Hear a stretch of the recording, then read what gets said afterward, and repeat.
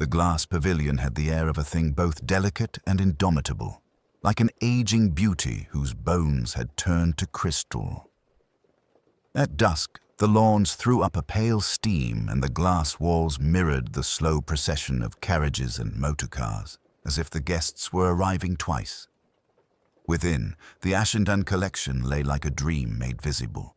Cups that would shatter at a breath, bowls that gathered light as a bird will gather crumbs, a chandelier whose slender stems of lily glass trembled in the faint draughts like flowers in water. Lady Gwendolen Ashendon was mistress of the evening. One saw at once that she had made herself so by deciding it must be so. The sheath of dove-grey satin had been chosen for its quietness. The pearls were merely what one expected. She greeted each guest with the pale, administrative smile of one accustomed to coaxing money and compliance while passing the sandwiches. Her husband, Sir Bertram Ashendon, stood squarely among the cases like an old stone in a rivulet. He had a general's posture, and the slight flush of a man told that certain treasures ought never to leave the family. He looked at the chandelier as if it were a regiment. There was an actress, Miranda Vale, of the sort that makes a room conspire with her. She was not in costume, though her black velvet suggested the possibility. She stood with Julian Mordaunt, a painter and designer of scenery, who possessed cheekbones that looked carved with a cold chisel and a scornful softness round the mouth. Their conversation had the sound of other things not said. "The lily arms are all too regular," Dr. Felix Lazenby observed in passing to no one in particular and to everyone. He had brought his pale, discursive voice along with his reputation for knowing exactly when a goblet had been blown and by whom. "One can forgive an artisan anything but symmetry." "Not everyone would agree," Miranda said, her gaze traveling up into the suspended glass garden. "The audience, for example." "An audience is a collection," Julian murmured. "Like this. Collected responses, arranged impressions." Dr. Lazenby smiled, patient as iron filings. "We are here to do more than arrange impressions." "You always are," Julian said. Lord Crispin Ash, who was young in a way that made older women want to encourage him, arrived late with Lady Gwendolen's niece. The niece, Eleanor Carstone, had that clean, unglamorous prettiness that belongs to schools and horses. She kept glancing about the pavilion as if she had practiced walking in a place full of breakables and had not yet finished her lessons. Crispin looked as if he would cheerfully break something if it would make a noise. "It's all frightfully clever," he told Lady Gwendolen when he had kissed her hand. "I should think London will have a fit." "London must do as it pleases," Lady Gwendolen said. "We shall keep our heads." "Harder to keep our things," Sir Bertram muttered, and got himself away toward a case containing a 16th-century Taza with a delicate opaline rim. The card described it as the Pilgrim's Cup of San Michele. Dr. Lazenby had publicly questioned this provenance in a footnote large enough to be noticed, and the consequence seemed to have been not scholarly, but social. Miss Lydia Rathbone, Lady Gwendolen's secretary, moved through the pavilion as if she had the floor plan tucked under her eyes. She had pinned her hair with more economy than display, and one noticed that the attendants and the caterers looked to her before they looked to Lady Gwendolen. Frobisher, the butler, had been promoted to glass. He directed the footman to lift the trays with the antique flutes like crucibles of light. When Lady Gwendolen held out her hand, Frobisher placed into it a slender silver hammer used for summoning attention without breaking the spell. She tapped the base of the hammer, not the cases. The sound spread gently, like something placed on water. "Friends," she said, "we are to look. And then, later, to listen. Dr. Lazenby will say a few words. Mr. Mordaunt has arranged the lighting." "Rearranged," Julian said, softly enough for only Miranda to hear. It persisted in being vulgar. "And we hope you will allow yourselves the pleasure of considering how the old speaks to the new. The Ashendon collection, as many of you know, has lived here a very long time. One hears whispers that it is moving," Mrs. Otterline Bligh murmured near the lily's tremor. She was a widow whose money had grown heavier as she had grown lighter. One hears from reliable tongues in my own breakfast room that the National is sharpening its little teeth. "We do not sharpen teeth," Dr. Lazenby reproved her, looking pleased with the metaphor. "We polish." "And buy," Crispin added amiably. "Sometimes buying is a form of rescue," Miranda said to the chandelier. Sir Bertram's hand closed around the back of a chair. "Sometimes rescue looks very much like theft," he said, not loudly. There were threads everywhere, the niece's hand tightening on her evening bag, Miss Rathbone noting with a tiny line between the brows that a case had not been wiped quite to her standard, Julian's glance sliding not to the glass, but to the shifting images of people in it, Dr. Lazenby drifting toward the pilgrim's cup as if to begin a careful quarrel. Frobisher rebalanced a tray with the finger of a man who had been trained to interfere only with physics. A note was brought to Lady Gwendolen on a silver salver. She read it, folded it, and placed it in the reticule that hung from her wrist. The color under her pearl powder rose and was suppressed. She lifted her chin and caught Sir Bertram's eye. Something was agreed between them in the moment before they looked away. The evening arranged itself into its chosen sequence, looking, murmuring, certain phrases, repeated with variations, small laughs like the tapping of a ring against glass. Somewhere a door admitted a breath from the gardens. The lily stems shivered. In their curved reflections the guests were repeated, distorted, and seemed for an instant to be floating beneath themselves.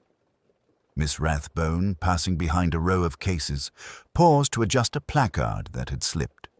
It bore the name of the Pilgrim's Cup. Her hand was steady. It was, perhaps, the only thing in the pavilion that was. And outside, beyond the mirrors, the dark pressed its worn velvet against the glass and waited to be let in.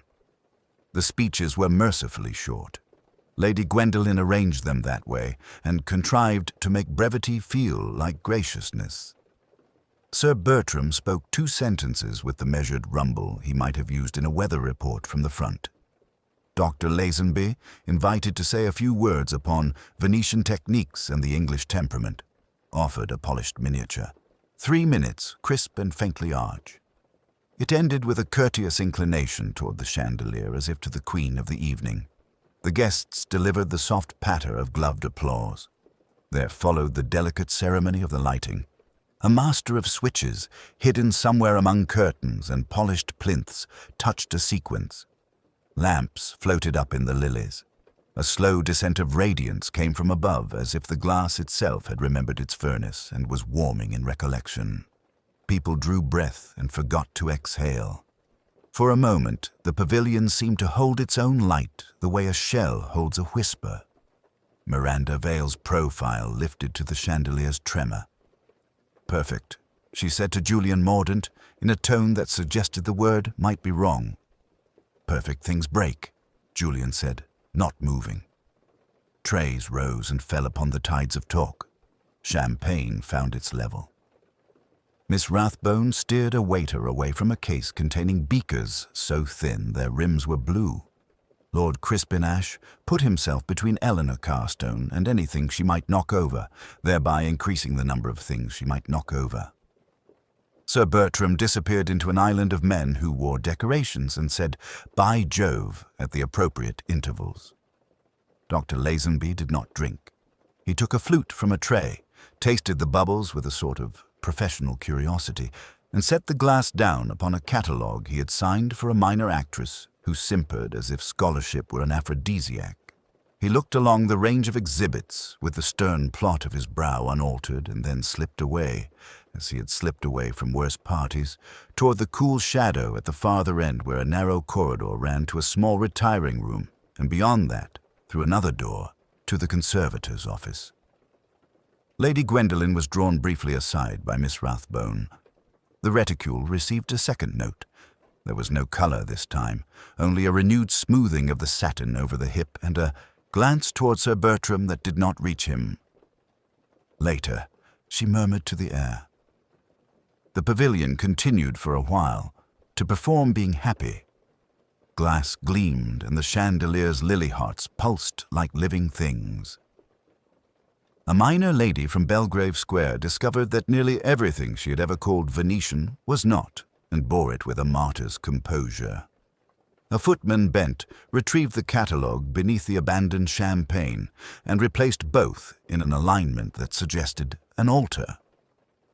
The waiter with the tray remembered Miss Rathbone's gesture and negotiated a safer route. It was Miss Rathbone who noticed, as people settled into the second circuit of admiration, that the small door at the end of the corridor had been left on its latch. Staff used it. Guests did not. A thread of the outside night moved in and made a change in the air. She went as far as the corridor to close it. The carpet there was new and had that particular silence of expense. The retiring room, a sober enclosure with chairs that did not invite languor, was empty. Beyond, the conservator's office showed a lampshade with a pulled fringe, a polished table, a wooden cabinet whose drawers ran smooth under an expert hand. On the table stood a glass belle cloche used for isolating a piece while the conservator considered it. The bell was faintly misted, as if someone had breathed upon it. Dr. Lazenby was seated in the nearest chair, his back slightly turned, hands composed upon his knees.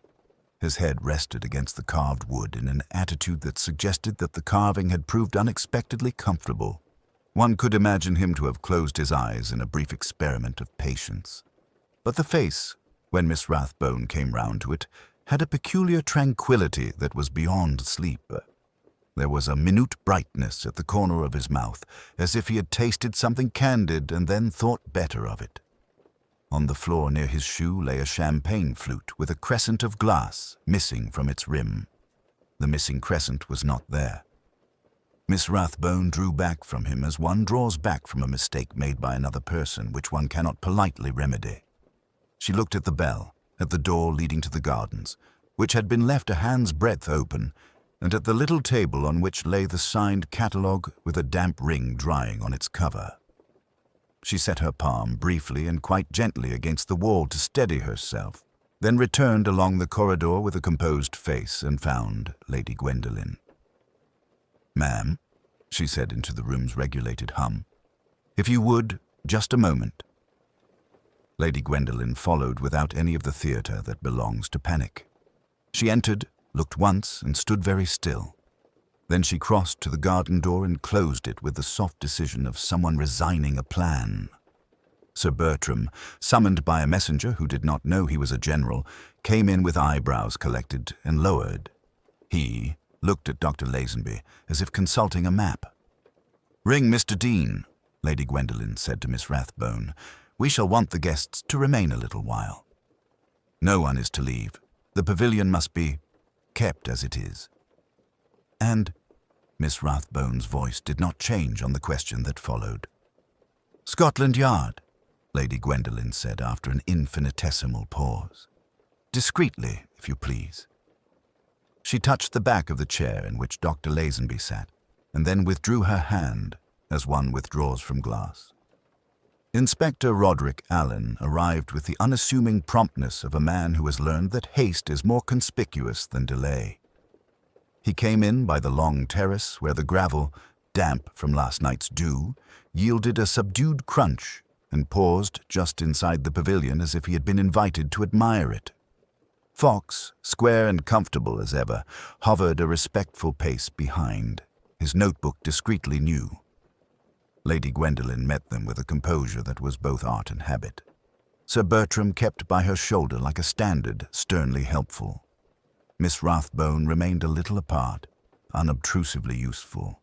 A butler, the correct Mr. Pritchard, maintained a post near the door, part sentinel, part curtain.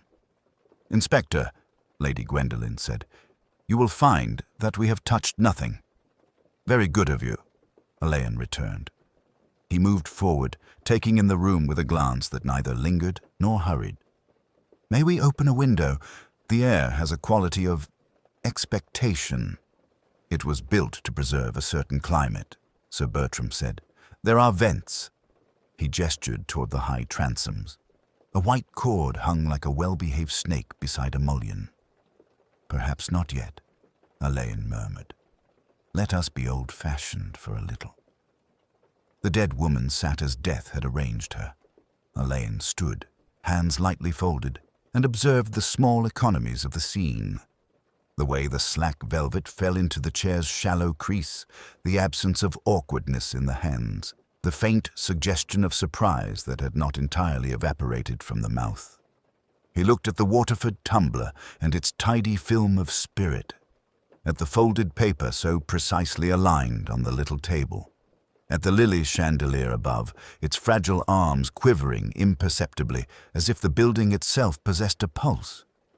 "Miss Vale," he said, not so much to the company as to the fact of her. "I have seen her on the stage." It might have been a compliment. It might have been an acknowledgement of some old debt owed by audiences to performers who give themselves away. He leaned a fractional degree over the table without touching it.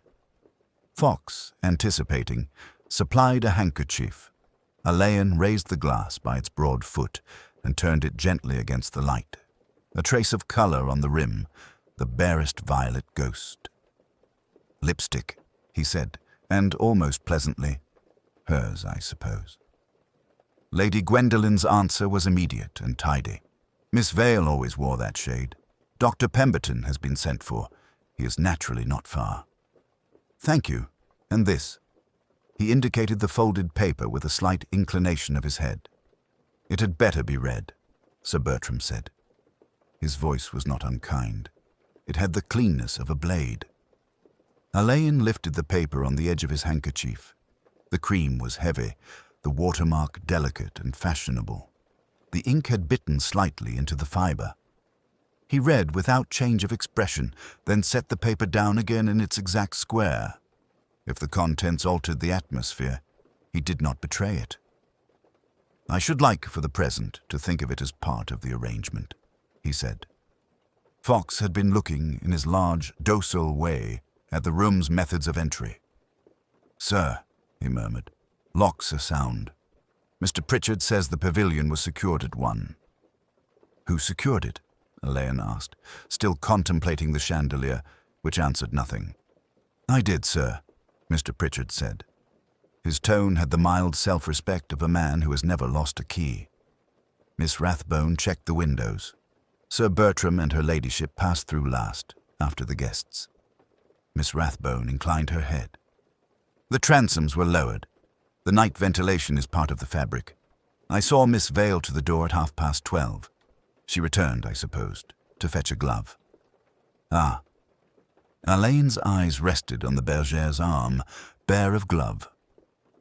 "Did she say so?" "She did not say anything particular, Inspector. People seldom do at those moments." He smiled, the smile he gave to servants when he wished to be told the truth without forcing anyone to feel they had told it. "The brandy." "From the small tray near the east case," Lady Gwendolen said. "It is provided for private viewings. I had no notion it had been touched." "And the decanter?" "Pritchard?" "In the sideboard, sir. The level is—" Mr. Pritchard paused, as if embarrassed by measurement. "Slightly reduced since yesterday afternoon." Alleyn nodded. "We shall presently invite Dr. Pemberton to look at Miss Vale, and the decanter will make the acquaintance of a chemist. Until then, do forgive me. We must keep you all here or within easy reach." He spoke as if suggesting a charity subscription rather than a restriction. He walked the room with idle attention, the faint smear of a fingerprint on the Venetian case that the morning light had betrayed, a petal browning at the lip of Lady Gwendolen's arrangement, the minute eddy of air that troubled the lily stems and barely lifted a hair at Miranda's temple. He touched the transom cord with 2 fingers and let it fall. Somewhere, behind the glass and the well-ordered proprieties, a draught made itself known. "Inspector," Sir Bertram said, controlling himself into courtesy, "do you take this for, what is the word? Foul play?" "I try not to take anything for what it announces itself to be," Alleyn said. "Death sometimes has excellent manners. It waits to be introduced." A sound at the door. Dr. Pemberton, square-faced and brisk, his bag in his hand, followed by a village constable who looked as if he had discovered himself by accident in a conservatory. Alleyn stepped aside. The doctor went to his work with the neat reticence of an old friend summoned to a family matter. While the stethoscope rested, while the watch ticked, Alleyn turned toward Lady Gwendolen. "I should be grateful later for a list of your guests and for the little household rituals that govern this place," he said gently. "Often the useful things are those we do without thinking." He glanced once more at the folded paper. "And for your indulgence in letting me be odiously particular." Lady Gwendolen's composure held. Only her hand, resting on a chair back, betrayed a faint tremor when the lily stems, obedient to some invisible instruction, trembled again. Outside, beyond the glass, the morning lay very mild on the lawns, as if nothing of consequence had occurred. Alleyn chose a small morning parlor for his conversations, a room with a writing table that had known more invitations and condolences than letters to the Times. He had already made his slow round of the pavilion with Dr. Pemberton, who spoke of a quiet passing and no bruise, no struggle, and of estimates that preferred uncertainty to the vulgarity of precision. Fox, who had arrived with the respectful circumference of a large cat entering a drawing-room, sat by the window and made notes that were legible, adequate, and unalarming. Lady Gwendolen Ashendon presented herself first, not summoned precisely, but behaving as if the house itself had requested her attendance. She was composed in the way that suggests a night of insufficient sleep applied to a lifetime's practice. "You understand, Inspector, that we must be very careful," she said, settling into the chair opposite, "for Miss Vale's sake and, well, for everyone." "Careful, yes," Alleyn agreed. "If we are fortunate, care and candor will be the same thing." Her eyes met his with an unblinking steadiness. "I did not know Miss Vale had remained. There was a flurry at the end. The cars, the final compliments. My secretary attends to the details of closing. The pavilion is usually locked at midnight. Earlier, if we are sensible.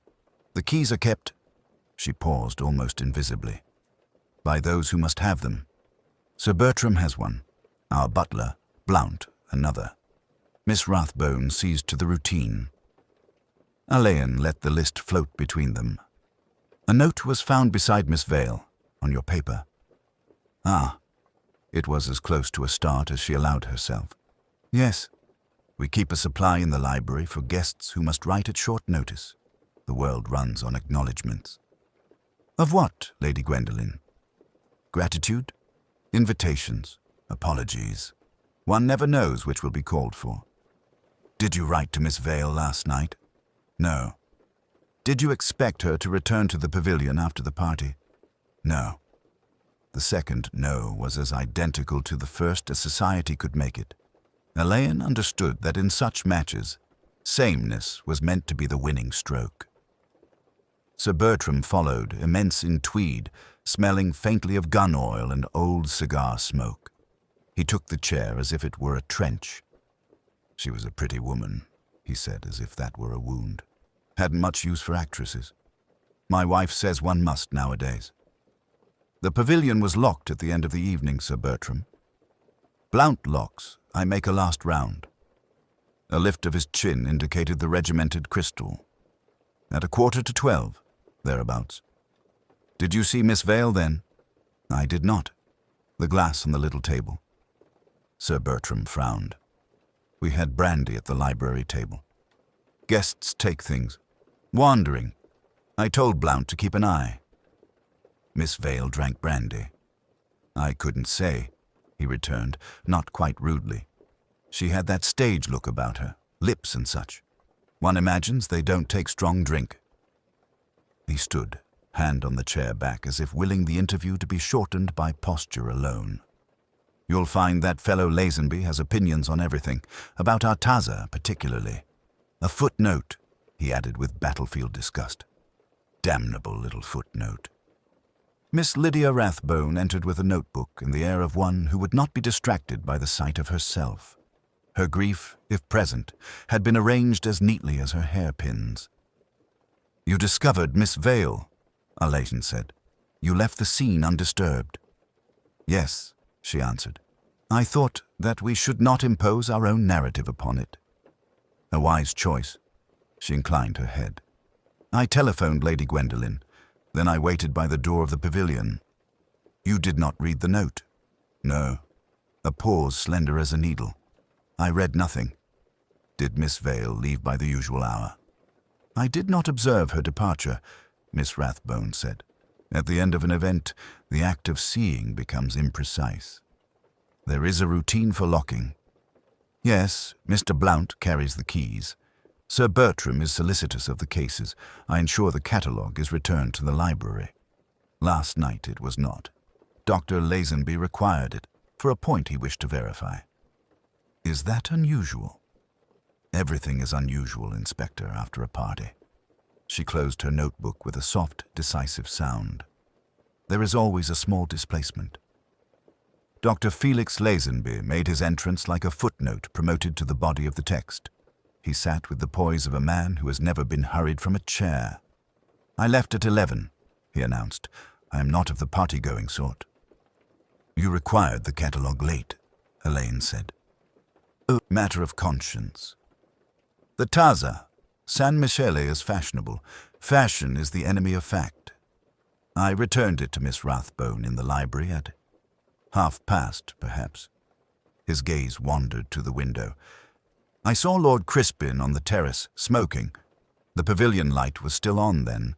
The chandelier made a pallid, gelatinous bloom. You noticed Miss Vale's habits?" "Violet scent, certainly. Brandy, not once in my observation. An actress must protect her instrument." "Her voice," Alleyn supplied. "Her illusion," Lazenby said, and looked almost kind. Julian Mordaunt lounged with a painter's indolence that was half muscular readiness. He wore the last night's cynicism like a jacket he had forgotten to remove. "Miss Vale was not as brittle as she dressed," he said. "We spoke of symmetry. She detested it." A faint inward smile. "An unexpected taste. Did you part on good terms?" "We never managed terms. We left things uncounted." He straightened a paperweight with one finger. "She did receive a note towards the end. A footman gave it to her. Thick cream, unfashionable, admirable. She smiled in that professional way. I thought it a summons. Private gratitude, or contrition. One lives on those currencies." "Can you say who wrote it?" "No." He let the paperweight go. But the hand was slanted and confident, the sort that never apologizes without prearranging forgiveness. Lord Crispin Ash came in with a fair show of contrition and youth, and Eleanor Carston followed with the silence of the well-brought-up. "I was on the terrace," he admitted before Alleyn asked. "Pipe. Couldn't smoke it inside. Beastly weather for it, but one perseveres." "You saw the pavilion lit?"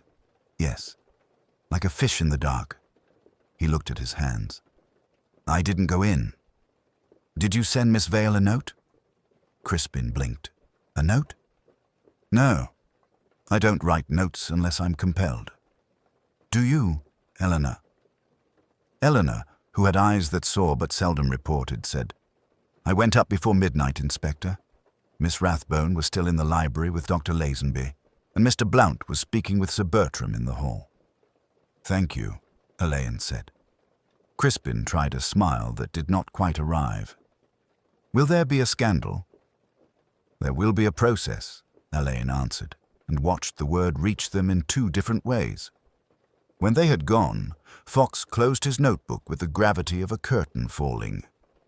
"Keys, sir," he said. "Yes," Alleyn returned, looking past the window at the silvered lawn and the pavilion's faint reflection. "Keys, and the uses to which we put paper." The servants' hall had the look of a place where silence had been polished along with the cutlery. It smelt faintly of beeswax and baking, and of that indefinable air common to great houses in which work is both constant and invisible. Inspector Alleyn, who had an old-fashioned respect for kitchens and those who kept them, took a chair that did not belong to him and contrived to make it appear that it did. Fox, courteous and imperturbable, sat with his notebook open and his pencil resting at the ready. The presence of uniforms in a servant's room has about it, Alleyn reflected, a cautionary effect, not unlike the unexpected appearance of a clergyman in a billiard saloon. Conversation sinks by a semitone. Mr. Pym, the butler, had hands that were as capable of tenderness as a surgeon's. He folded them upon one another and waited to be asked. His livery, in the daylight, had lost the glamour of last evening and acquired instead an air of dutiful fatigue. "You did your customary round after the last guest had gone," Alleyn said. "Lights, doors, that sort of thing." "Indeed, sir. The pavilion among them. Miss Rathbone was good enough to see the guests out through the south loggia. I followed to make sure no one had lingered. I then checked that the external doors were fast, extinguished the chandelier, and returned the pavilion key to its place." "In the wall safe?" Fox asked, with respectful blankness. "In the wall safe, Mr. Fox."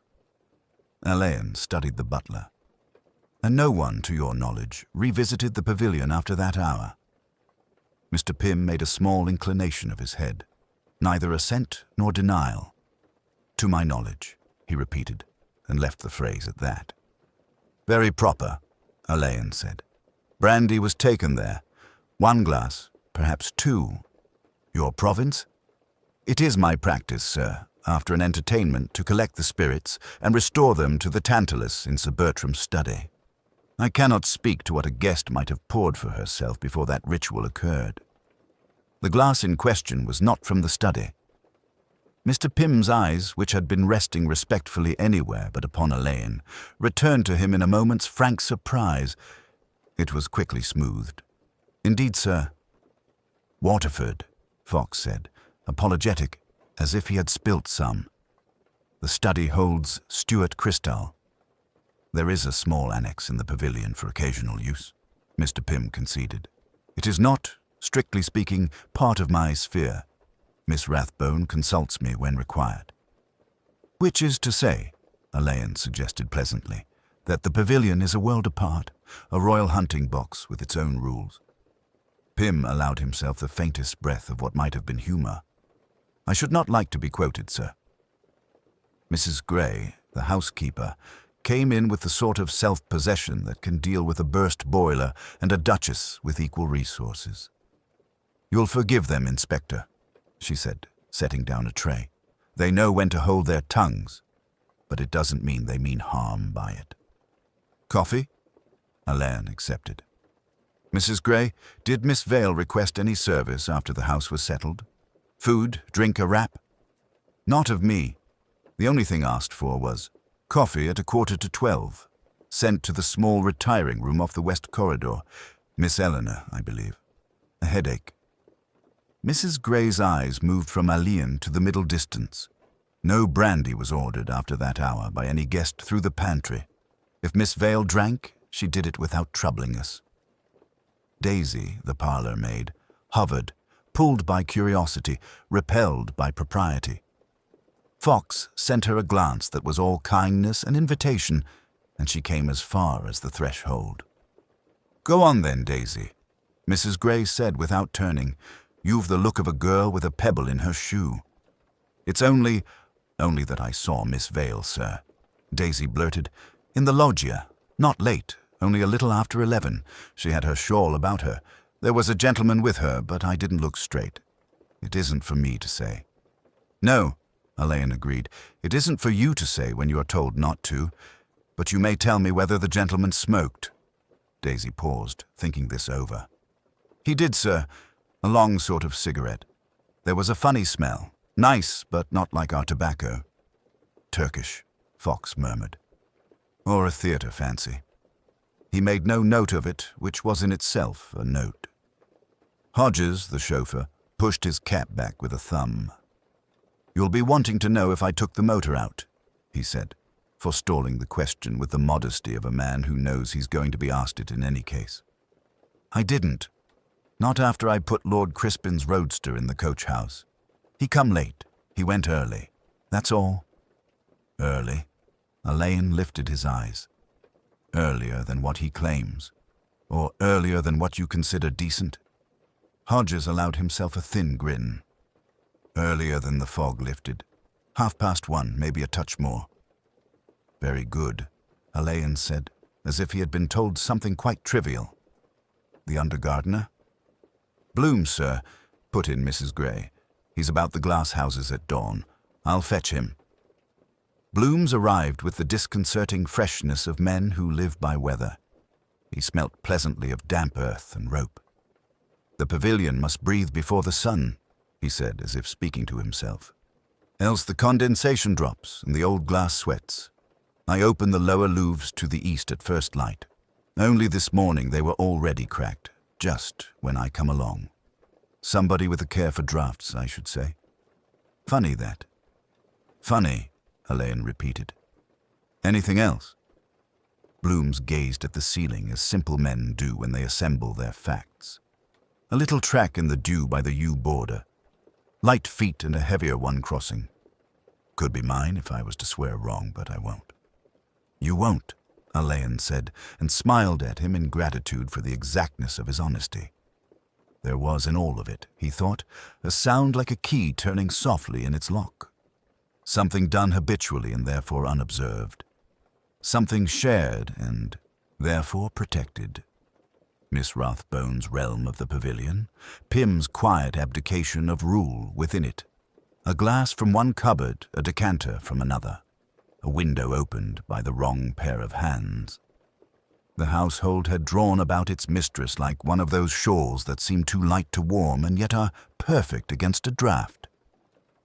He rose, setting down his cup with care. "Thank you," he said to them all. "You have told me nothing you haven't meant to tell me, and a little besides. It's a very great help." "Is it?" Mrs. Gray asked, not with defiance, but with a certain practical curiosity. "It is," Alleyn said. "Helps one see the shape of things. Mr. Fox, we'll have a look presently at Sir Bertram's Tantalus and the pavilion annex. Rituals," he added, almost to himself, "have their uses." Fox closed his notebook.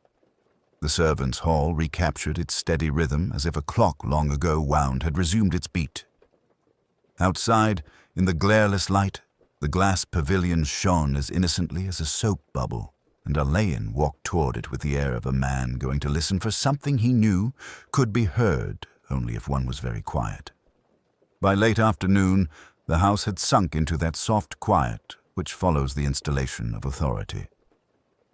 Inspector Alleyn, having taken his small, unauthoritative tea in the morning room at Lady Gwendolyn's invitation, and having allowed himself to be conducted through a discreet selection of recollections by Sir Bertram, asked, almost as if it were an afterthought, for the butler. Mr. Hargreaves came with the gravity of a man to whom small things matter because large things depend upon them. He had the sort of unobtrusive distinction that comes of wearing black correctly in all seasons, and knowing the history of every room. "I should be obliged, Mr. Hargreaves," Alleyn said, "if you would show me how the house goes to sleep of an evening." The butler looked almost touched. "Yes, sir." They began in the library, where the decanters stood in their tray like polished thoughts. Hargreaves described the routine with a quiet, almost priestly candor. Shutters, checked, doors, bolted, pavilion, locked at 10 unless instructed otherwise, decanters covered, glasses counted and removed to the pantry. The night staff left a single lamp in the long hall and nothing more. No trays were sent to the pavilion. There was a house rule, owing to the collection. "Brandy," said Alleyn. "Only in the library and the small morning room, sir. Of an evening after a party, the Ashendons take nothing out of the public rooms. It has been so since Sir Bertram returned from service." "Glasses?" Hargreaves' eyes lifted, surprised that this too might be of interest. "For brandy, sir. The balloons. You will see. Slightly amber in the glass, thinner stems, wider bowls. The Waterford tumblers are used for water and, If the ladies insist, for fruits in syrup. The glass, beside Miss Vale last night, this morning, was a Waterford tumbler. Indeed, sir, the butler said, and his mouth compressed, not in disapproval but moderate perplexity. It would not be given for brandy. Alleyn stood for a moment, considering the tray. He lifted one of the brandy balloons by its stem as if he listened through it. And the brandy itself? Sealed upon the tray when not in use, sir. Alleyn touched the paper band about the stopper. The seal had been broken and retied, tidily, expertly, but on the underside the crease of the old fold showed beside the new. He glanced at Hargreaves, who flushed slightly, an astonishment of colour in a controlled face. "I did not, sir," Hargreaves said quickly. "No one in my pantry would. It is my habit to mark the corner of the band with a pinprick when I seal." He bent and found it, a puncture no larger than a punctuation. The pinprick did not align. "The cellar book?" Alleyn suggested. "In the pantry, sir." They went down to the room with its cool smells of soap and tin. Hargreaves brought forward the ledger with the humility of an evangelist. The last entry the previous night recorded 5 brandy balloons used and returned. No entry for the morning. There was, however, a smear of something pale over the margin beside the day's date, as if an eraser had put an end to a small word. "Do you allow the guests?" Alleyn's voice was mild. "To sign out drinks?" "No, sir." "The staff?" "Never," Hargreaves said, and then, very carefully, "Miss Rathbone may on occasion initial an instruction to have late tea for Lady Eleanor. Nothing more." "Quite." Alleyn let it rest. He asked then to see the pavilion locks and the routine for securing it. The housekeeper, Mrs. Kersey, produced a bunch of keys on a wide ring and the punctilious account of their custody. On ordinary nights the pavilion door was locked by Hargreaves at 10. The key returned to the oak press in the housekeeper's room. A second key was in the wall safe of Sir Bertram's study. A third, for emergencies, in Lady Gwendoline's writing table, of which Miss Rathbone kept the small key. Invariably, Alleyn asked the word of the house as if it might confess. "Invariably," Mrs. Kersey said. "We have had it so since the chandelier came." Alleyn went again into the pavilion alone. The lily stems trembled at his entrance, as if acknowledging him. He stood beside the bergère where Miranda Vale had sat, and looked away from the obvious things. The glass, the folded sheet on creamstock, the disciplined posture of one who would never again move. He looked instead at a little matter of housekeeping. In the corner, precisely where one would expect to find it on the morning after an entertainment if the house were lax, there was no aluminium ash tray. In the Ashendon house there were always ash trays. He had watched Miss Rathbone pluck them from tables with 2 fingers and deposit them at exactly the length of her arm when clearing. There was none here. And yet, on the silk of the bergère's arm, a pale fleck, ash. It had not marked the silk. Someone had brushed it almost away and then thought better of rubbing further. He bent and touched the remnant. A cigarette, not a cigar. On the small table, beside the Waterford, the cream paper lay folded in the same careful thirds he had seen last evening when Lady Gwendoline slid a note into her reticule. He did not touch it. He looked instead at the fold itself, a manner of folding that left the watermark crowned and upright when viewed from the top. Miss Rathbone, he had noticed, folded contrariwise, watermark crest down, a clerk's habit acquired in an office where the appearance of the back of an envelope mattered less than the front. This note had been folded by someone who knew a lady's way, or by a lady herself. He went at last to the pavilion door, examined the exterior bolts which, Mrs. Kersey remarked apologetically, were ornamental only, and then the proper lock. The brass escutcheon carried a faint smudge, as if of powder. Lady Gwendoline's powder? Possibly. The keyhole smelt very faintly of beeswax, such as one uses on keys that have lost their willing turn. He sent for the gardener. The man, with a cap in both hands, explained the morning's ritual of vents and windows. Vents were unlatched at 6, he said. Begging your pardon, sir, they were a trifle already easy when I come. Already easy? The left-hand ventilator, sir, by the case with the goblets. It were set back a fraction. I'd say just enough to bring a bit of air up. Keeps the lilies trembling, if you take me. Alleyn looked up at the chandelier, at the slight, delicate movement. He allowed the silence to fill and then settle. Thank you, he said.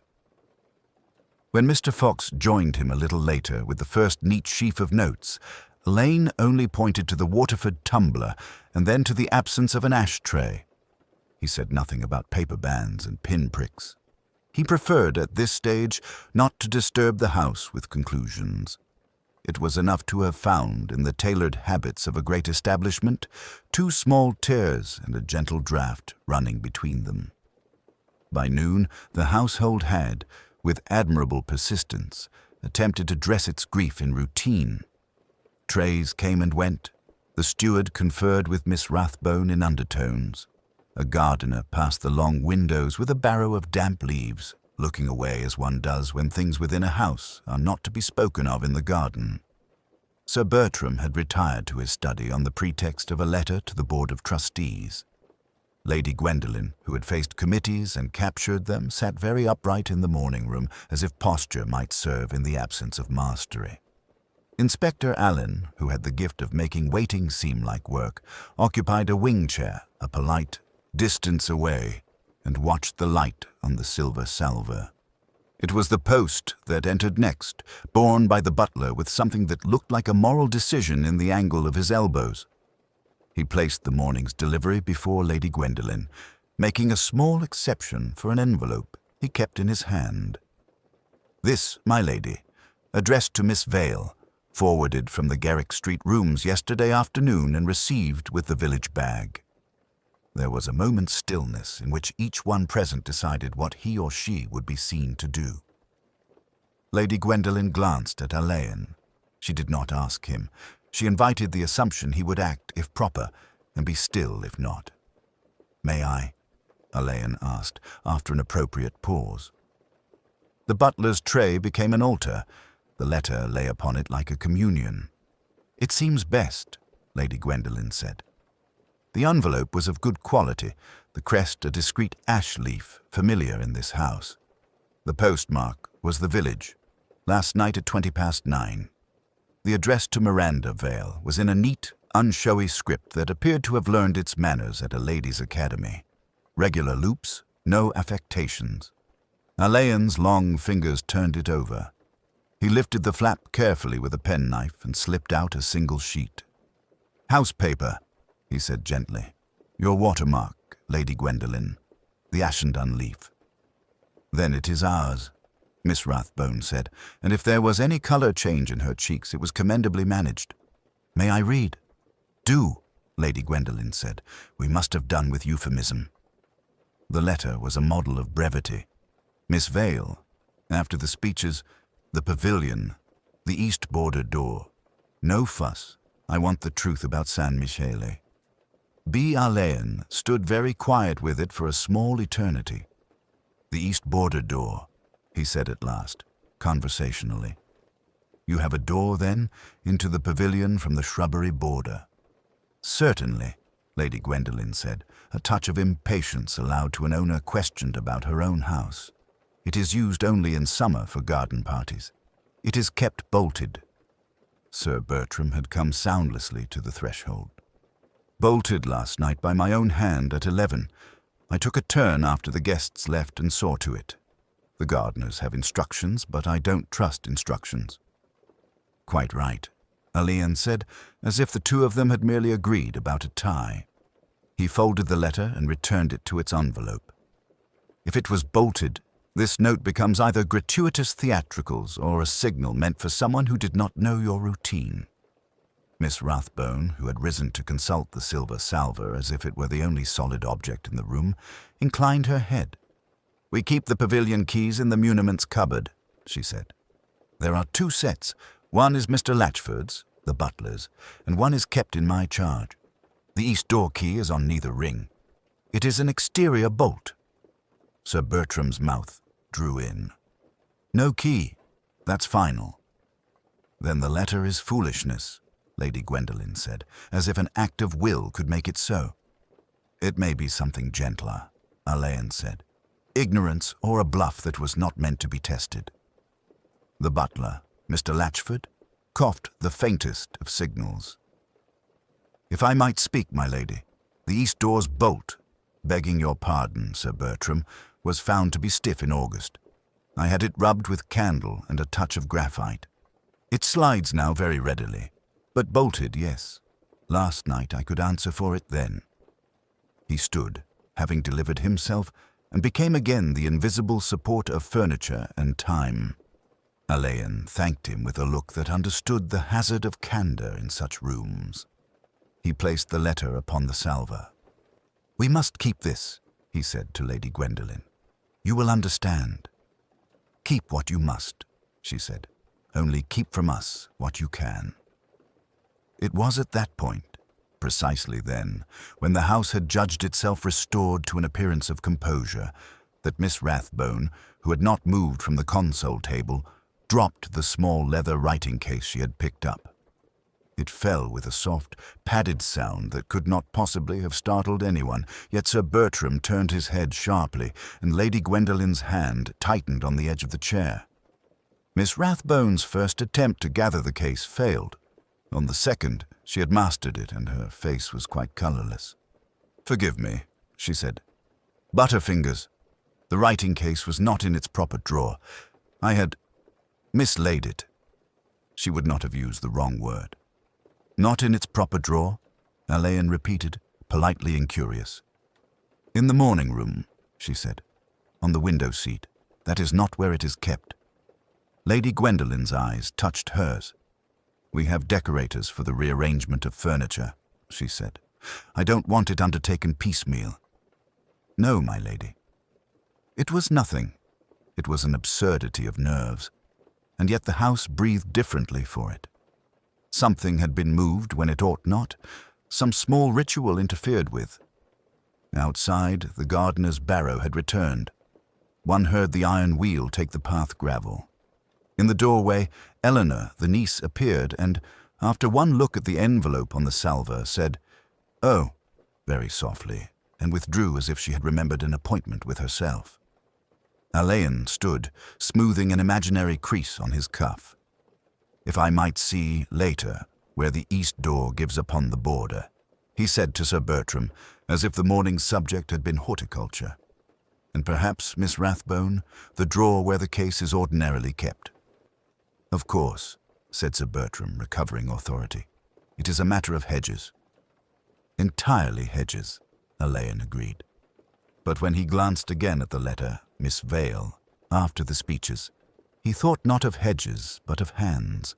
Who had folded? This paper with a small, decisive pressure that left a bone folder's faint kiss along the crease, and who had known, or not known, that an east door in a well-run house might be a contradiction. Dusk, with its mild counterfeitings, laid a soft glaze upon the pavilion. The lawns withdrew into a gentler green. The glass itself thickened its reflections until each object seemed to carry a companion shadow. Alleyn stood in the nave-like central aisle and let the room compose him.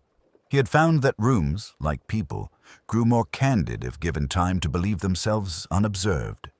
The medical man had come and gone, precise as a metronome. Between midnight and 2, he had said, allowing some latitude to the hand that keeps that sort of time. No violence, a quickness, but not theatrical. The brandy glass, a smudge no more informative than a shrug.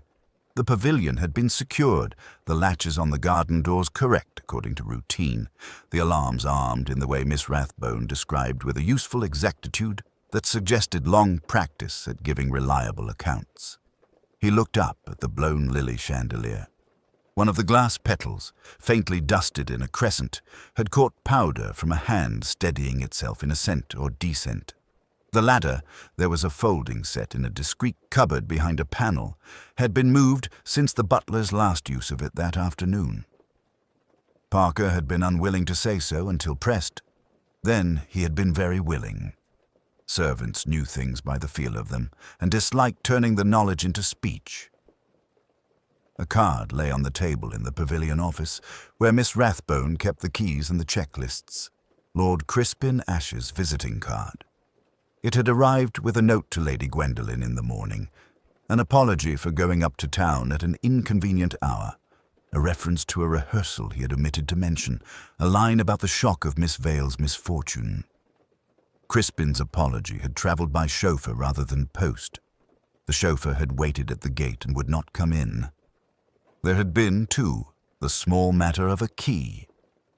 Fox had brought it to him after luncheon, wrapped in a handkerchief with the decent embarrassment of a man carrying something intimate.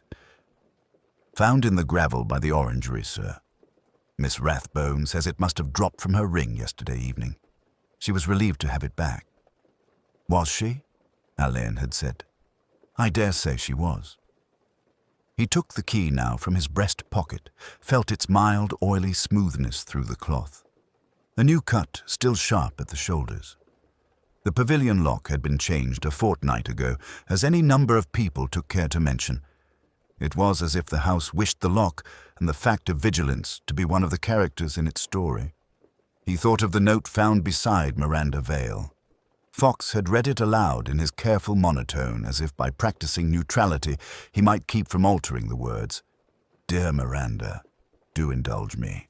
With a minute in the pavilion at the close. Something that can't wait.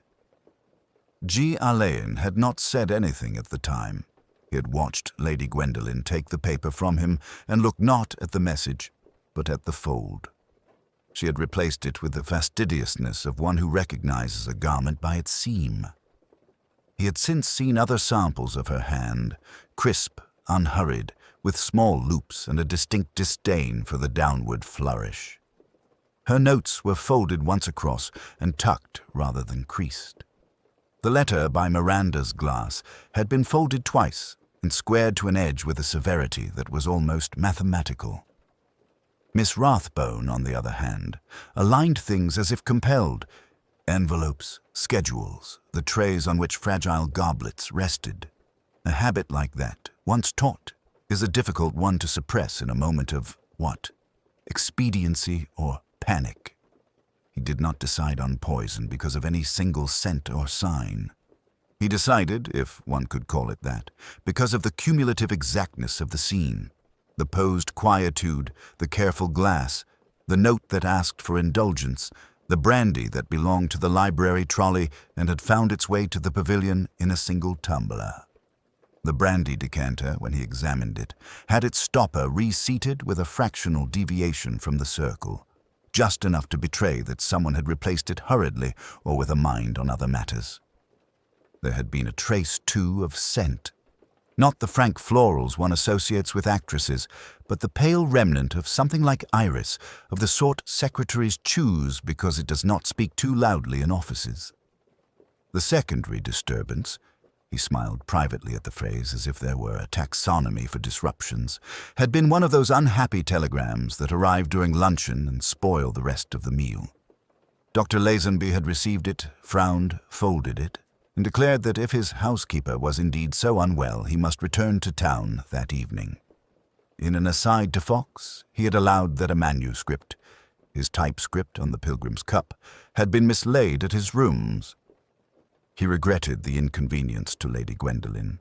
He would, of course, return the moment he had corrected the accident. Accidents, Alleyn had said to him, have a vulgar way of clustering when one is involved in more than one urgent matter. Quite, Dr. Lazenby had replied, and the point of his beard had stiffened. Alleyn moved to the San Michele case and looked at the Taza as a man looks at a face he cannot manage to forget. In certain lights, the opaline rim carried a faint, greenish cast. In a different light, it did not.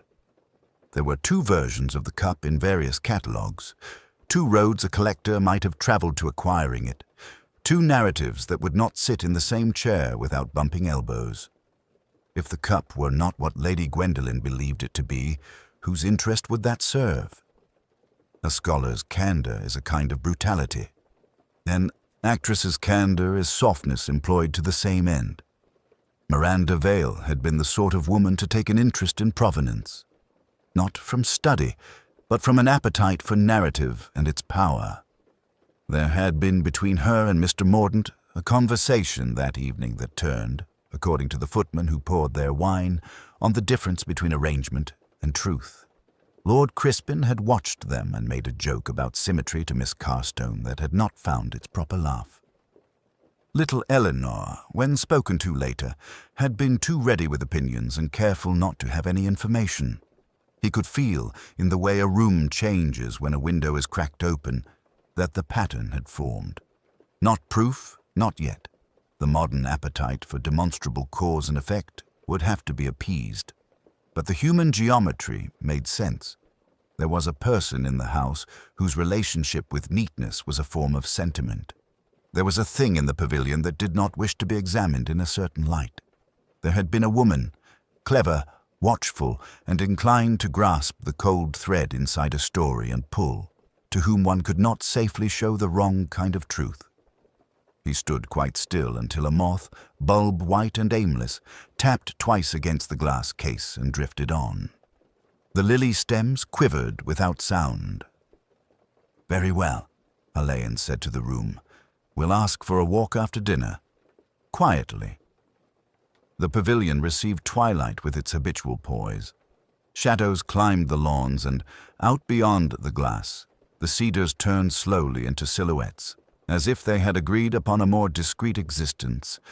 Alleyn had asked that only a small party should be admitted. Lady Gwendolen and Sir Bertram stood together, visibly so, as when two people remember they married for steadiness. Dr. Lazenby kept to the edge of the circle, adjusting his spectacles with a fingertip that would not be hurried. Julian Mordaunt appeared to have sketched himself into the dusky air, mobile mouth, disengaged eyes.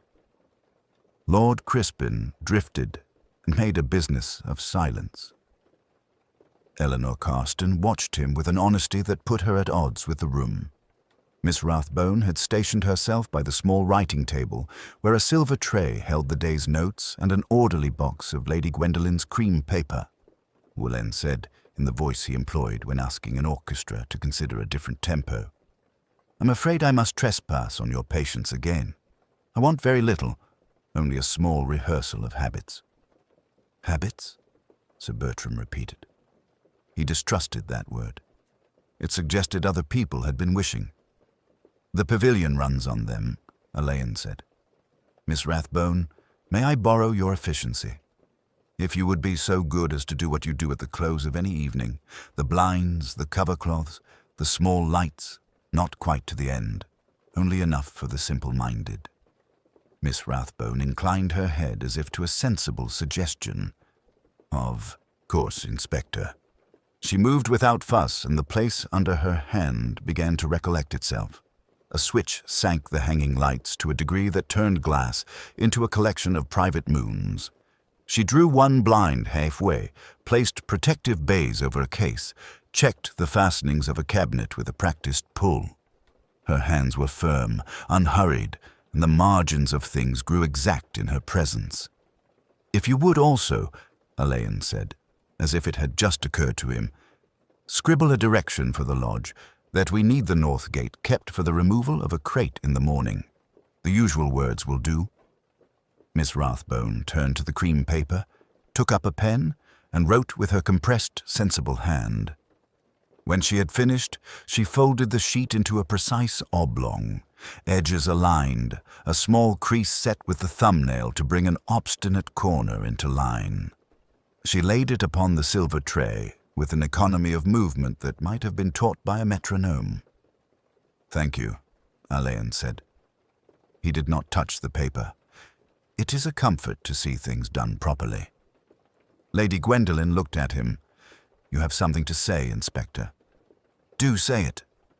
"In a moment, Mr. Mordaunt. Would you oblige me? You know how the lily branches are lowered for dusting. Mr. Peake?" He had asked the butler to wait near the door, and now Peake ghosted into his function as if materializing from the grain of the floor. At Alleyn's nod, a rope was released, and the great lily chandelier sank a little, enough to turn its tremor into a faint chiming.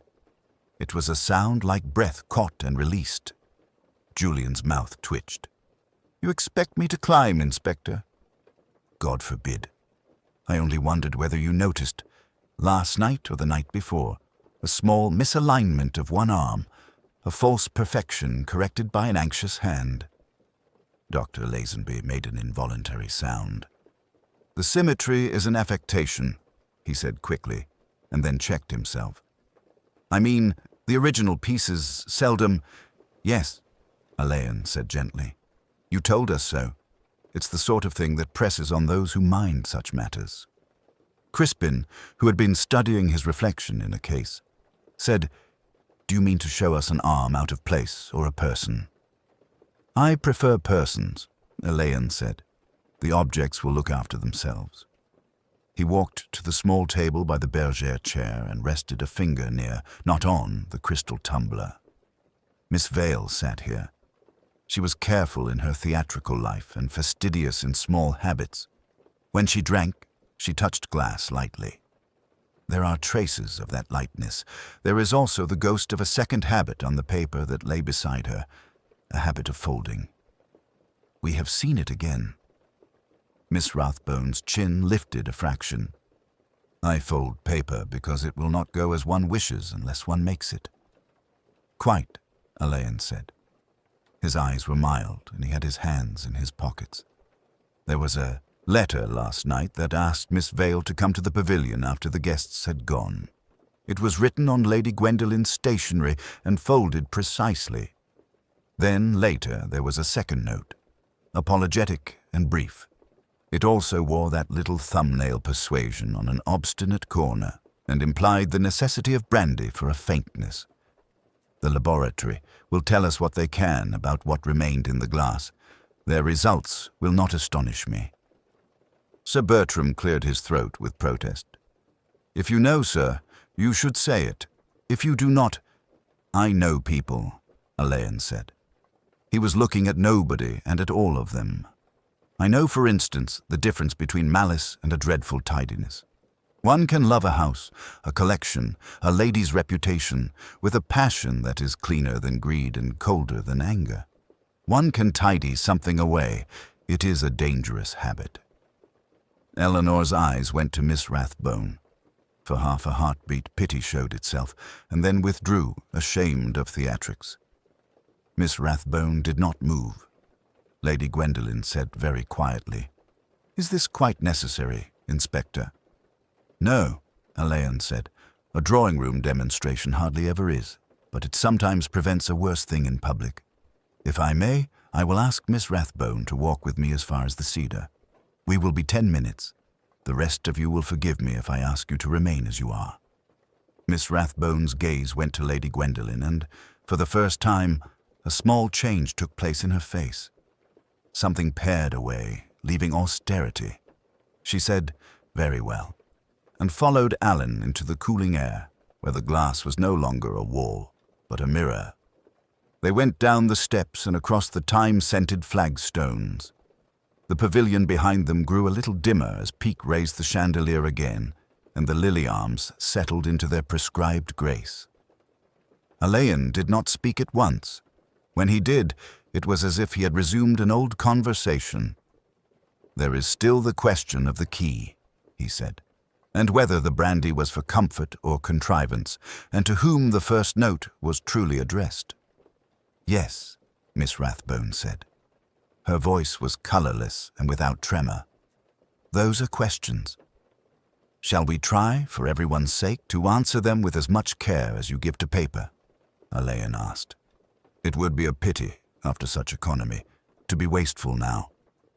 She stood very straight, hands clasped with that sensible firmness he had watched. In the glass behind them, the pavilion held its breath. They were assembled again beneath the glass lilies. The pavilion received them with its usual composure, permitting no echo of drama. Sir Bertram stood, square as ever, by the case of the Pilgrim's Cup. Lady Gwendolen had taken a seat with the exact poise of one who presides. Julian Mordaunt leaned against a pilaster, and watched the floor with painterly attention. Dr. Lazenby's hands were folded as if at a lecture. Lord Crispin and Miss Carstone sat side by side, their youth subdued. Miss Rathbone took the chair nearest the door. She had arranged herself with habitual neatness, a paper knife held as if it were a pen awaiting dictation. Inspector Alleyn came in last, and with that slight air of apology which in him usually preceded a thoroughness that spared no one's illusions.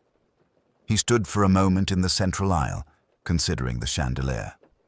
The lily stems trembled as if touched by a minute breeze. "Shall we be comfortable?" he suggested. "There is a little to say. It need not be said harshly." No one answered.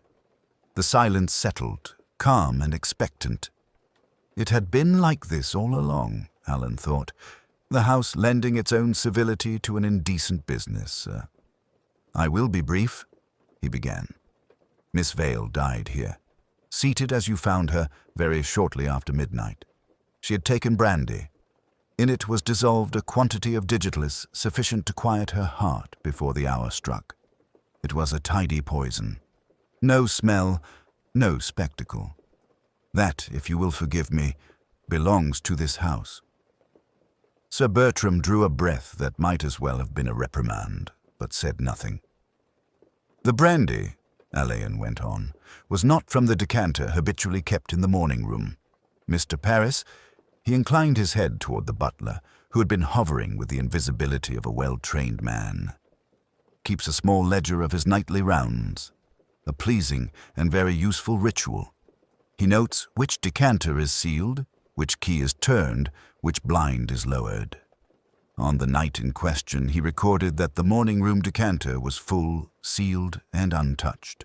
But the pavilion's sideboard, unused at ordinary times, held a second decanter brought in at the close of the evening and later removed. Its seal had been broken by a hand that is not Mr. Paris's. The hand wore gloves. The seal's impression shows the faintest smear of powder from a kid palm." Miss Rathbone sat very still, and the paper knife made a tiny, impersonal sound as it touched the chair's wood. Miss Vale came because she had been asked to come, Alleyn continued. "We have the note that lay beside her. It was on Lady Ashington's paper and bore her seal, but the wording did not belong to Lady Ashington. It belonged to her secretary. There is a particular phrase, 'I should be obliged if you would make it convenient,' which Miss Rathbone uses in all but her most intimate memoranda. It wears her as distinctly as her cuffs." He waited. A soft, almost imperceptible movement passed along the row of guests. It might have been merely the settling of breath. "Further," Alleyn said, "Miss Rathbone folds her notes to an exactitude that is hardly fashionable. Edges aligned, corners matched. The crease is pressed with an instrument rather than a thumbnail. When I asked for a scrap of paper in her office yesterday, she obliged me with a sheet folded in, precisely that way and pressed with that tool." He looked at the paper knife. "It leaves a faint burr to one side of the crease. The note beside Miss Vale bore the same burr." Lady Gwendolyn's hand moved once, then stilled. She spoke very quietly. "Miss Rathbone." Lydia Rathbone's face had become terribly young. "My lady," she said, and the two words fell like a curtain. Alleyn went on, still gently. "You did not mean to kill her, I think. You meant to put her to sleep, to take from her the letter she threatened to publish, the letter that touches the Pilgrim's Cup and the circumstances of its acquisition. It was not a theft, perhaps, but it was untidy. Miss Vale had a gift for turning untidiness into opportunity, and you, being loyal, determined that opportunity would not be given. You consulted the household medicine chest. Digitalis is kept there for Sir Bertram's heart. You had read the label. You trusted the neatness of drops." She laughed, Miss Rathbone said. It was almost conversational. "When I told her, in the kindest words I possess, that a scandal would break Lady Gwendolen. She said scandals were modern, and we must all learn to breathe through them." She took the glass from my hand with that dreadful ease. "I believed, I was quite certain, that she would sleep an hour. That was all I intended. When she closed her eyes, it seemed... She stopped. I sat with her until I understood I'd made an error. Dr. Lazenby cleared his throat, but Alleyn raised a hand. She sat with Miss Vale, he said, and listened to the clock. She was very composed. When she had collected the letter, and destroyed it, I think, she did what neat people do. She set the scene in order. Miss Rathbone's glance flickered to the chandelier, as if it alone could meet her eyes. I thought if there were no disorder, there need be no noise. Yes, Alleyn said, and you returned the pavilion decanter to the pantry and relocked the east door from the garden and replaced the gloves. Mr. Paris saw you pass his office. He did not speak. It is not the role of a good servant to remark on his betters, but he altered his ritual. He wound the pavilion clock again after you left, because it had stopped when you opened the garden door, and he could not bear a clock to be wrong. That small correction told me when you went out. There was a pause that resembled, more than anything, respect. Lady Gwendolen rose. She did it without haste, a woman standing to meet an inevitability. Lydia, she said, why did you not tell me? I supposed you would forgive me, Miss Rathbone answered, and that would be worse. Alleyn inclined his head, as if confirming a point of taste. We shall go quietly now, he said. There is no call for spectacle. Miss Rathbone placed the paper knife upon the table, aligning it with the grain. She stood. In the glass around them, their reflections gathered and held their places. Outside, the gardens kept their counsel. It was agreed with that tacit economy of feeling that belongs to well-run houses that Miss Rathbone should have a few minutes in the pavilion before the formalities. Alleyn had asked for it, and Lady Gwendolen had inclined her head as if he had suggested a proper sequence for the breakfast trays. Sir Bertram only said, if you think it necessary, and looked away at the lawn where the gardeners were rolling the south border flat as a sheet. Miss Rathbone entered the glass pavilion with her habitual, unembarrassed precision. In the morning light, the chandelier's lily arms held their fragile, trembling composure. She paused beneath them as one pauses under a church window that has watched one grow older. Her hands, neatly folded in the manner of women who do not waste movement, were quite steady. Alleyn, just within the doorway, saw the way her eye moved about the room, checking by instinct what the attendants had learned to check by rote. The alignment of the brochures, the angle of the museum cards, the exact perch of the ostrich feather duster left by a careless hand. She set it straight without seeming to think of it. You were kind, she said at last, not looking at him, to let me have this. It's a tidy thing to do, Alleyn answered, and we'll try to keep the rest tidy too. She smiled, an economical alteration of expression that suggested appreciation without inviting response. Miss Vale, she said, and there was no tremor on the name. She would have liked a larger scene. I dared to suppose it ought not to be granted. Alleyn, who had heard far noisier acts of penitence, felt that a declaration so spare required no embroidery. He drew nearer to the small occasional table beside the bergère. The surface was bare now, yet in his mind's eye he saw, as he had seen on that first morning, the tumbler with its well-behaved brightness and the folded paper, aligned with the table's edge just so. He had understood then, in the way one sometimes understands a thing that one cannot yet afford to say, that a letter folded to an eighth with exactly equal margins belonged to habit rather than to impulse.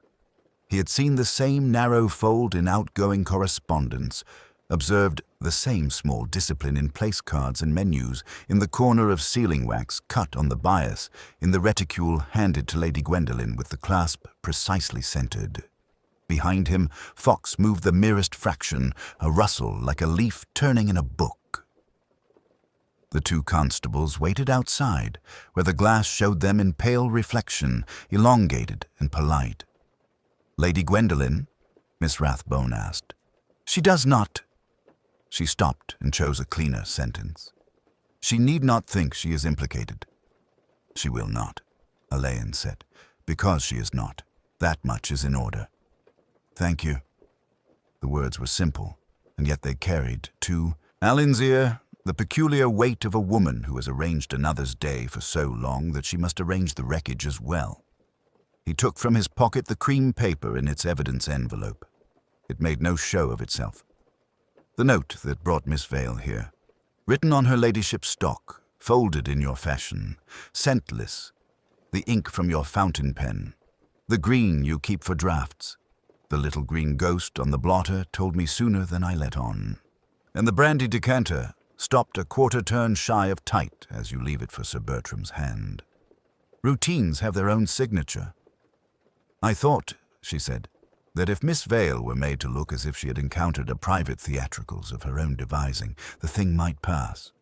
A little flourish of scandal may be contained if it is decorously conducted. You see how I've been formed by this house? He asked gently. And the why of it?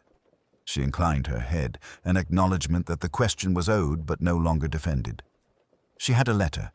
She showed it to me to make me anxious. It would have made anyone anxious who cares for the Ashendons. She had known Mr. Mordaunt in his younger, hungrier years. She recognized his hand as surely as Dr. Lazenby recognizes a 16th century bubble. She intended to write to a newspaper. She would be paid not badly for it. And perhaps she thought to be, what is the word, avenged. A very slight pause. I dare say I should have found some other path. I did not. I found this. The chandelier trembled. A door, somewhere, must have opened and closed. One asks, Alleyn said, because one must take it down in the proper words. I'm not asking for sorrow you don't care to supply. I have supplied it to myself, Miss Rathbone said, in installments. They stood together in the clear restraint of the place. Outside, a motor car turned in the gravel, made the discreet sound of a well-tuned engine at idle. Fox, with his soft, imperturbable face, opened the pavilion door. A draught passed under the glass lilies and set them to a faint, unanimous whisper. Miss Rathbone looked up once, as if to commit this final small disorder to memory. I should like to leave the keys in their drawer, she said. It is where they belong. Do, Alleyn said. She went to the mahogany table, slid the drawer with its resisting familiar sound, and laid down the ringed keys with the tidy ceremonial of a woman closing a ledger. When she turned back, he saw that she had taken nothing up. No handkerchief, no bag, no defense of any kind. Mr. Fox, Alleyn said. Ma'am, Fox murmured, and stood aside for her to pass. She walked between them into the pale reflection of herself, across the gravel where the gardeners paused and bowed their heads with averted eyes, not unlike prayer. Sir Bertram watched from the terrace, ramrod straight and, for once, saying nothing at all. Lady Gwendolen had retreated, with an economy of gesture, to the morning room. Alleyn remained where he was for a moment longer, looking into the glass that reflected the now vacant chair and the polite table without its glass and paper.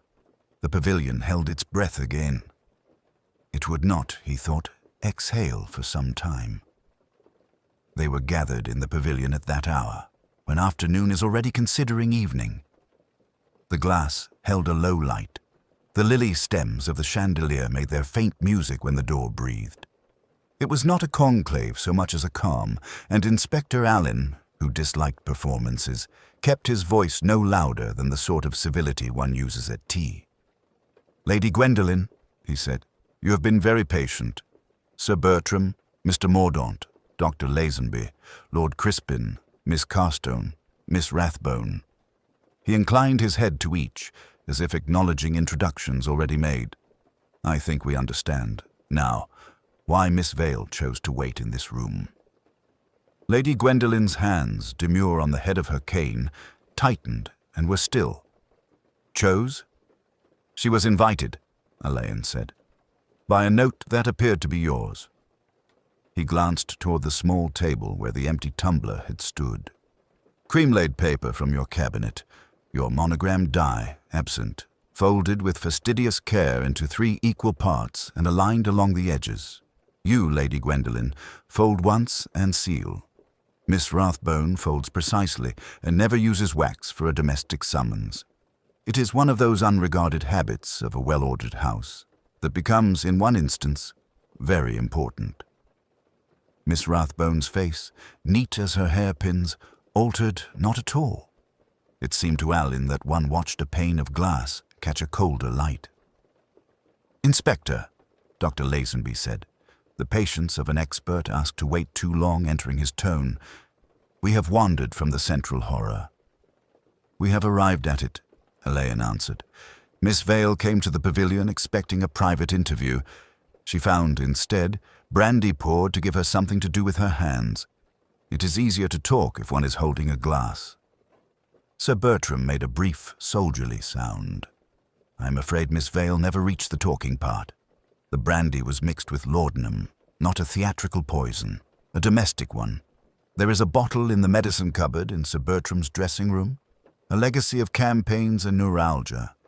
The key to that cupboard is on the same ring as the pavilion keys. The pavilion keys, Miss Rathbone, are your charge. Mr. Hesketh," he nodded toward the doorway, where the butler hovered with invisible discretion, "did not care to say so until he understood he would not be betraying his mistress. He observed that the brandy decanter was 1/4 of an inch out of its coaster mark in the morning. He replaced it. He is an admirable butler." If there was a tremor in the room, it came from the chandelier. "All of which," Lady Gwendolen said very quietly, "points to—" "Whom?" "It points to Miss Rathbone," Alleyn said. There was no exclamation. A silence merely settled, having been waiting its turn. Miss Rathbone looked at Lady Gwendolen and then at the chandelier. "Inspector," she said, "I did not mean to kill her." Alleyn inclined his head. "I meant only to put her to sleep," Miss Rathbone said, "so that I might take the letters." "What letters?" Lord Crispin burst out, and then, as if remembering he was liked by older women, closed his mouth. "The letters about the Pilgrim's Cup," Julian Mordaunt said rather gently. "Miranda had them. From Venice. From me." There was a small sound from Eleanor, quickly masked by propriety. Dr. Lazenby's mouth tightened in something that might have been the ghost of triumph and might have been sorrow. So the footnote was not unkindness. "It was accuracy," Alleyn said. "The cup is modern and beautiful. It is not what it pretends to be. Mr. Mordaunt's hands are skillful. Lord Crispin's debts are human. Miss Vale intended to trade on the truth. She brought the letters that would have proved it. She proposed to sell silence to Lady Gwendolen. Miss Rathbone, devoted like a small, incorruptible metronome to her mistress's arrangements, intercepted the message, sent her own, and came here with the keys and the laudanum and the belief that 20 drops would ensure sleep." His voice softened. "In a body already strained by the night's excitements and whatever stimulant Miss Vale may have taken to keep herself bright, it was too much." Miss Rathbone kept her hands folded. "I did not think she would die. I thought I should have time to take the letters, burn them, and make everything neat again." "And then?" Alleyn asked. "Then we should go on," Miss Rathbone said. "As we have, as we must. Lady Gwendolen has worked so hard." Lady Gwendolen's breath, when it came, was a quiet thing that broke before it finished. "Lydia," she said. It was not a rebuke. Alleyn waited. He had found that silence leaves room for dignity if it chooses to come.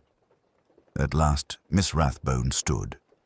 "I will fetch my cloak," she said, as if going out to the post. "Inspector, may I put away the tea things first? I should not like the maids to find them in disorder." "You may," Alleyn said, and did not look at Sir Bertram, whose jaw had gone stubborn. He turned to Lady Gwendolen. "The letters, I'm afraid, must go with us. They speak for themselves. There will be questions about the cup and its history. Dr. Lazenby will be charitable if he can." Dr. Lazenby bowed once, like a man being asked to lay down a weapon. Julian Mordaunt did not look up. "I will sign what is necessary," he said. It is better to have a thing be itself. Symmetry can be a kind of lie, Alleyn said, almost to himself, and glanced up at the lily arms that matched one another so carefully. When he left the pavilion, the light had altered. The grass beyond the glass had taken on that color it has before dusk. Neither green nor gray, but some patient middle. He thought, as he walked to the car, of Miss Rathbone's precise fold and of Miranda Vale's last composed courtesy, and of how often human loyalty is the instrument of its own unmaking. It was not triumph. It never was. The chandelier made its small, crystalline sound, and the room behind him seemed to draw its breath and hold it, as if, finally, the dark might be let in.